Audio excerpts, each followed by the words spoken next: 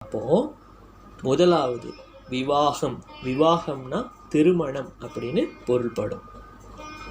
இரண்டாவது கர்ப்பதானம், கர்ப்பதானம்னா முதல் இரவு அப்படின்னு பொருள்படும்.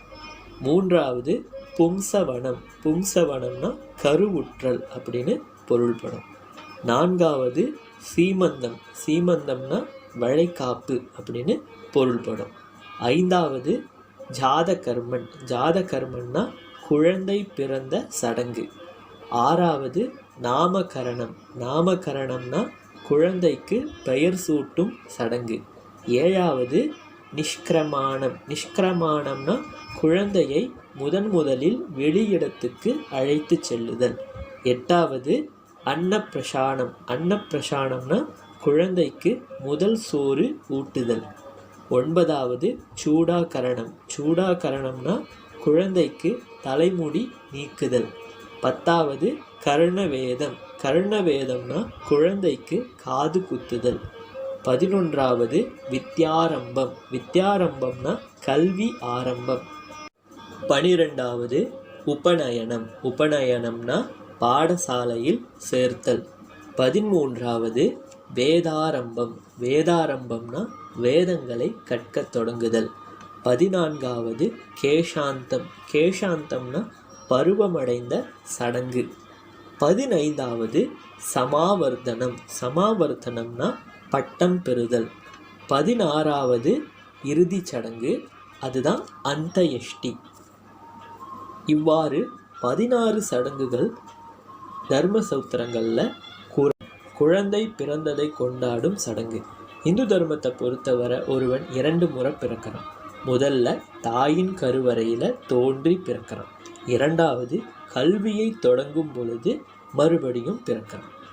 பிறந்த குழந்தையின் நாவில் தேன் அல்லது சீனி பாகு தடவி இந்த சடங்கு மேற்கொள்ளப்படுகிறது. இந்த சடங்கை வீட்டில் உள்ள பெரியவங்க அல்லது குழந்தையின் தாய் தந்தை மேற்கொள்வாங்க. அதன் பிறகு எவனொருவன் 16 புறச்சடங்குகளையும் முழுமையாக செய்தாலும் இந்த 8 அகச்சடங்குகளில் ஒன்று குறைந்தாலும் அவன் செய்த 16 புறச்சடங்குகளும் பலனற்று போகும் அப்படின்னு கூறப்பட்டிருக்கு. இப்போ நம்ம புறத்தால் செய்யப்படுற 16 சடங்குகளை பார்ப்போம்.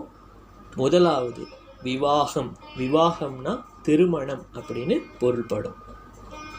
இரண்டாவது கர்ப்பதானம், கர்ப்பதானம்னா முதல் இரவு அப்படின்னு பொருள்படும். மூன்றாவது பும்சவனம், பும்சவனம்னா கருவுற்றல் அப்படின்னு பொருள்படும். நான்காவது சீமந்தம், சீமந்தம்னா வளைகாப்பு அப்படின்னு பொருள்படும். ஐந்தாவது ஜாதகர்மன், ஜாதகர்மன்னா குழந்தை பிறந்த சடங்கு. ஆறாவது நாமகரணம், நாமகரணம்னா குழந்தைக்கு பெயர் சூட்டும் சடங்கு. ஏழாவது நிஷ்கிரமாணம், நிஷ்கிரமாணம்னா குழந்தையை முதலில் வெளியிடத்துக்கு அழைத்து செல்லுதல். எட்டாவது அன்னப்பிரசானம், அன்னப்பிரசானம்னா குழந்தைக்கு முதல் சோறு ஊட்டுதல். ஒன்பதாவது சூடாகரணம், சூடாகரணம்னா குழந்தைக்கு தலைமுடி நீக்குதல். 10வது கர்ணவேதம், கர்ணவேதம்னா குழந்தைக்கு காது குத்துதல். 11வது வித்யாரம்பம், வித்யாரம்பம்னா கல்வி ஆரம்பம். 12வது உபநயனம், உபநயனம்னா பாடசாலையில் சேர்த்தல். 13வது வேதாரம்பம், வேதாரம்பம்னா வேதங்களை கற்கத் தொடங்குதல். 14வது கேஷாந்தம், கேஷாந்தம்னா பருவமடைந்த சடங்கு.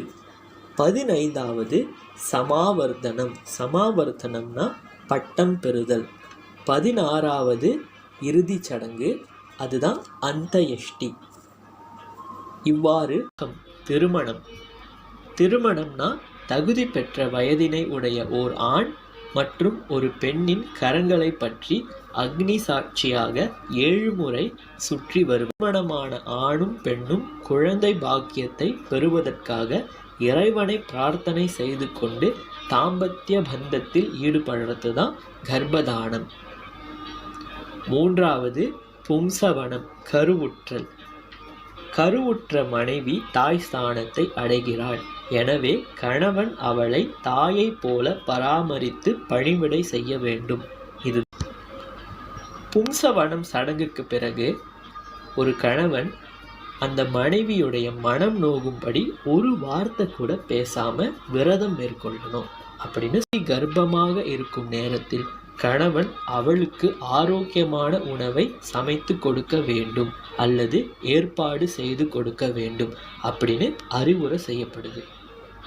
கணவன் மனைவியுடைய நலனுக்காகவும் சுகப்பிரசவத்துக்காகவும் எப்பொழுதும் பிரார்த்தனை மேற்கொள்ள வேண்டும் அப்படியும் சொல்லப்படுது.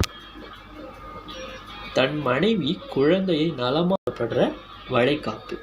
கருவுற்ற பெண் எந்த ஒரு சிரமமும் இல்லாமல் மகன் குழந்தையை பெற்றெடுப்பதற்காக மேற்கொள்ளப்படும் முக்கியமான சடங்கு தான் வளைகாப்பு. பெரும்பாலும் 8வது அல்லது 9வது மாதத்தில் இந்த சடங்கு மேற்கொள்ளப்படுது. கர்ப்பமாக இருக்கும் பெண்மணிக்கு அவளின் உறவினர்களும் நண்பர்களும் பழங்களும் பலகாரங்களும் ஊட்டிவிட்டு மகிழ்ச்சிப்படுத்துவாங்க. மேலும் வளையல்களும் அணிவிப்பார்கள். கர்ப்பிணி பெண் ஆசைப்படும் அனைத்தையும் ஏற்படுத்தி கொடுக்க வேண்டும். அவளையும் ஏற்படுத்தி கொடுக்க வேண்டும். அவளுக்கு வருத்தம் ஏற்படுத்தும் விஷயங்களை தவிர்த்து விட வேண்டும் அப்படின்னு யக்ஞவல்கய ஸ்மிருதியில 3வது அத்தியாயத்துல 79வது ஸ்லோகத்துல கூறப்பட்டிருக்கு. மேலும் பிரசவ காலம் தொடங்கும் போது அவளின் கணவன் மற்றும் பெற்றோர் எப்போதும் அவளின் அருகாமையில் இருக்க வேண்டும் அப்படியும் நீண்ட தூர பயணத்தை தவிர்த்து விட வேண்டும் அப்படியும் அறிவுரை செய்யப்படுது. இதுதான் சீமந்தம் சடங்குடைய அர்த்தம். அடுத்தது 5வது ஜாதகர்மன், குழந்தை பிறந்ததை கொண்டாடும் சடங்கு. இந்து தர்மத்தை பொறுத்தவரை ஒருவன் 2 முறை பிறக்கிறான். முதல்ல தாயின் கருவறையில தோன்றி பிறக்கிறான். 2வது கல்வியை தொடங்கும் பொழுது மறுபடியும் பிறக்கிறான். பிறந்த குழந்தையின் நாவில் தேன் அல்லது சீனி பாகு தடவி இந்த சடங்கு மேற்கொள்ளப்படுகிறது. இந்த சடங்கை வீட்டில் உள்ள பெரியவங்க அல்லது குழந்தையின் தாய் தந்தை மேற்கொள்வாங்க. அதன் பிறகு அனைவரும் குழந்தையின் நீண்ட ஆயுள், நிறைவான அறிவு மற்றும் தாயின் நலனுக்காக பிரார்த்தனை செய்வாங்க. இதுதான் ஜாதகர்மன் என்கிற சடங்குடைய சாரம். அடுத்து 6வது குழந்தைக்கு பெயர் சூட்டுதல், நாமகரணம் என்கப்படுற ஒரு சடங்கு. குழந்தை பிறந்த சில தினங்களில் குழந்தைக்கு பெயர் சூட்டப்படுகின்றது. அர்த்தமுள்ள மற்றும் எளிமையான பெயரை தேர்ந்தெடுத்து அழைத்து செல்றது. இது நிஷ்கிரமானது நாமகரணம் அப்படின்னு சொல்லப்படுது. 7வது குழந்தையை முதல்ல வெளியிடத்துக்கு அழைத்து செல்றது. இது நிஷ்கிரமானம் அப்படின்னு சொல்லப்படுது. அடுத்தது 8வது குழந்தைக்கு முதல் சோறு ஊட்டும் அன்னப்பிரசான சடங்கு. குழந்தை பிறந்து சில மாதங்களில் குழந்தைக்கு சில பற்கள் முளைக்க தொடங்கியவுடன் அதற்கு சோறு ஊட்டும் சடங்கு மேற்கொள்ளப்படுது. தேனுடன் அல்லது பாலுடன் கலந்த சோற்றை அன்னையும் தந்தையும் உற்றார் உறவினரும் குழந்தைக்கு ஊட்டுவாங்க.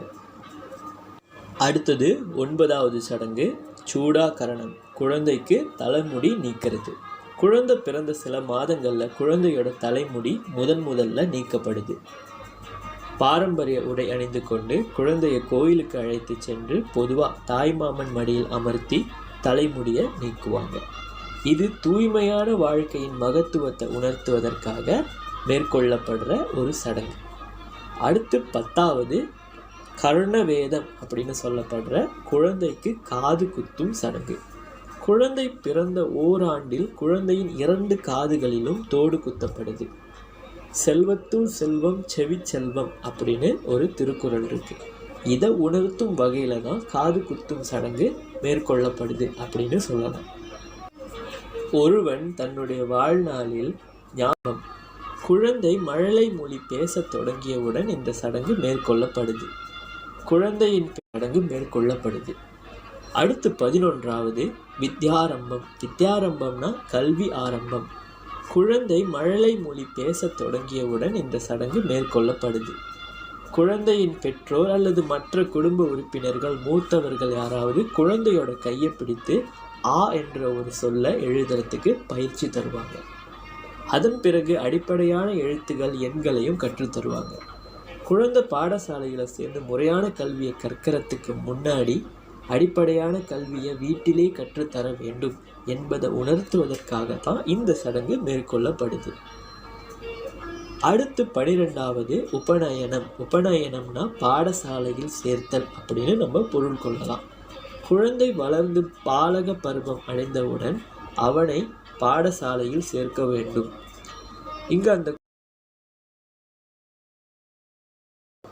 அடுத்து 14வது கேஷாந்தம்னு சொல்லப்படுற பருவமடைந்த சடங்கு. ஆரம்ப காலத்தில் ஆண்களும் பெண்களும் பருவம் அடைந்தவுடன் கேஷாந்தம் அல்லது ரிது சுத்தி அப்படிங்கிற சடங்கு மேற்கொள்ளப்பட்டுச்சு. பருவ வயதை பெரும்பாலும் 16 வயது அடைந்த ஆணின் சிகை மற்றும் முகத்தில் உள்ள முடிகள் மழிக்கப்படும். பிறகு நீராடி விட்டு பாரம்பரிய உடை அணிந்து கொண்டு இனி அவனுக்கு உண்டாகும் பாலுணர்வு ஆசைகளை எப்போதும் கட்டுப்பாடுடன் வைத்திருக்க வேண்டும் அப்படின்னு விரதம் மேற்கொள்கிறான். அதே போலதான் பருவம் அடைந்த பெண்களும் நீராடி விட்டு பாரம்பரிய உடைகளை ஆனால் இப்போது ஆண்களுக்கு மேற்கொள்ளப்படுவது மிகவும் அரிதாக இருக்குது. பெண்களுக்கு மிகவும் பெரிதாகவும் ஆடம்பரமாகவும் செய்கிறாங்க. காலப்போக்கில் இந்த சடங்கு பெண்களுக்கு பூப்புனித நீராட்டு விழா அப்படின்னு அனுவர்த்தனம்னு சொல்லப்படுது.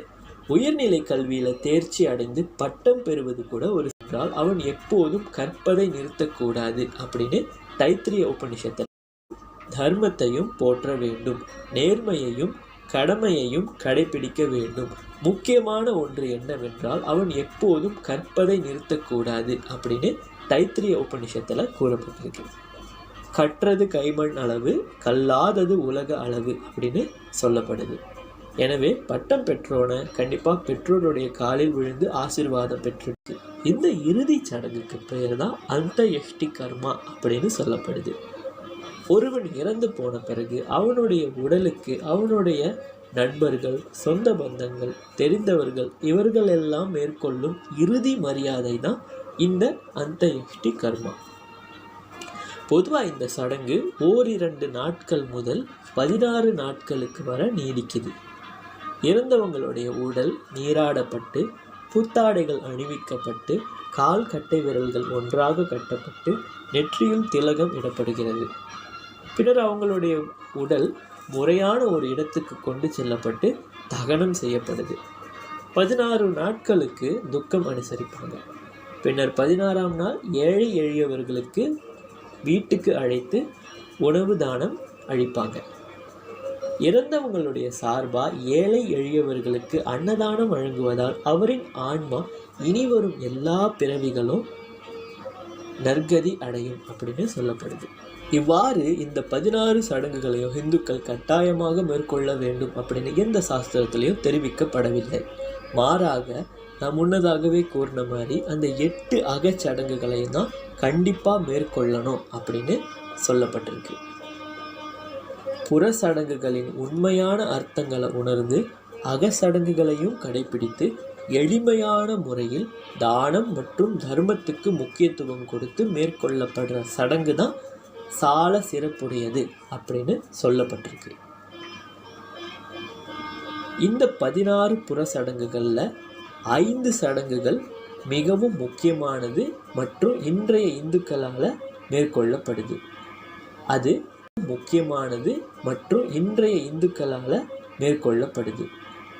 அது திருமணம், குழந்தைக்கு பெயர் சூட்டுதல், குழந்தையின் தலைமுடியை நீக்குதல், காது குத்துதல் மற்றும் இறுதி சடங்கு. இந்த 5 சடங்கும் பெரும்பாலும் எல்லா இந்துக்களாலையும் கடைபிடிக்கப்படுகிறது. சடங்குகளை பற்றி கூறுற கௌதமர் தர்ம சூத்திரத்தில் 8வது அத்தியாயத்தில் 23வது ஸ்லோகத்தில் ஒரு விஷயம் கூறப்பட்டிருக்கு. அதாவது எவன் ஒருவன் புற சடங்குகளை மட்டுமே மேற்கொண்டு 8 அகச்சடங்குகளையும் மேற்கொள்ளாமல் இருக்கிறானோ அவன் இறைவனோடு ஒன்றாக கலப்பதில்லை. அவன் மேற்கொண்ட புற சடங்குகள் எல்லாமே அர்த்தமற்று போகின்றன. ஒரு சில புற சடங்குகளை மட்டுமே மேற்கொண்டிருந்தாலும் 8 அகச்சடங்குகளையும் மேற்கொண்டிருப்பவன் நிச்சயமாக இறைவனோடு சேருகிறான் அப்படின்னு சொல்லப்பட்டிருக்கு.